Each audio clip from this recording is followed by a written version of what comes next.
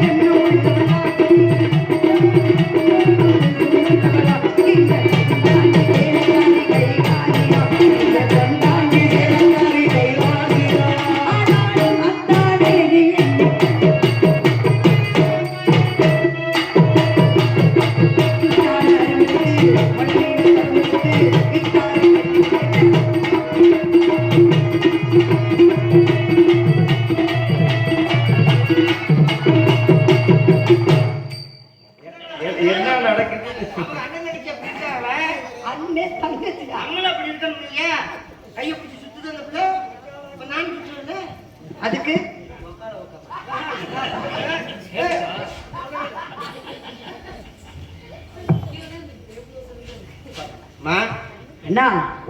என்ன இது என்ன நடந்துகிட்டு இருக்கு? என்ன இடமே நடந்துடக்கூடாதுன்னு காவலா நின்றுட்டு இருக்கேன். வேடுவர் அழகான ஒரு மானைச்செடி வந்திருக்கின்றார்.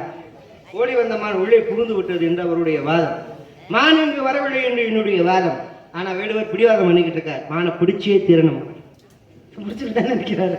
அந்த மானை எப்படியே பிடிச்சிட்டாரா? கூட்டிட்டு போக சொல்ல வேண்டியதானே?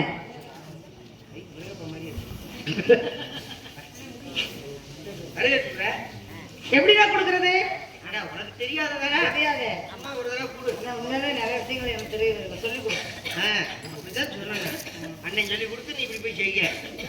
வரவேற்புனே யாரு எப்படி நடந்துக்கணும், எப்படி ஐஸ் வைக்கணும், எப்படி அவங்கள வந்து இது பண்ணணும் அப்படிலாம் தெரியுது. ஐஸ் வைக்கிறது காக்க வைக்கிறதுலாம் வேணும்.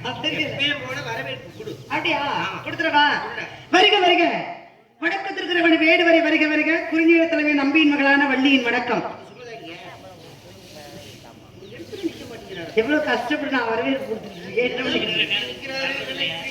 நீ உன் பொருளை நீ பாதுகாப்பா வச்சுக்கணும். அடுத்தவங்களை குறை சொல்லக்கூடாது. அப்படி நீ எதுக்கு அப்புறம் தொட்டுக்கிட்டு ஆடுற?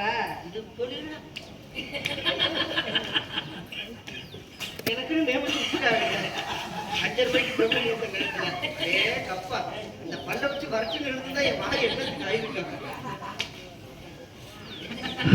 குறிஞ்சிட தலைவர் நம்பியின் மகளான வள்ளியின் வணக்கம் மாட்டேறி வந்ததாக அண்ணனும் தோழியும் கூறினார்கள். அவர்கள் கூறினால் தங்களுடைய திருவாளிக்கை காசப்படுற ஏன் வந்தீங்க, எதுக்காக வந்தீங்க அப்படின்னு சொன்னீங்கன்னா முடிஞ்ச உதவியை செய்ய சித்தமா இருக்கேன். அண்ணா போதுமாண்ணா? ஆனா நீங்க பாத்தீங்களா அந்த பிள்ளை? அதான் நீ பாத்தியா? 2 பேரும் ஆளாளுக்கு 40 லட்சம் 50 லட்சம் வீடு வாங்கிருக்கிய. அப்புறம் எதுக்கு நீங்க ரூம் பாக்குறீங்க? அண்ணா 50 லட்சம் 40 லட்சம் வீடு வாங்கிருக்கீங்களா, அப்புறம் எதுக்கு ரூம் பாக்குறீங்க? அதே இருக்கணும்.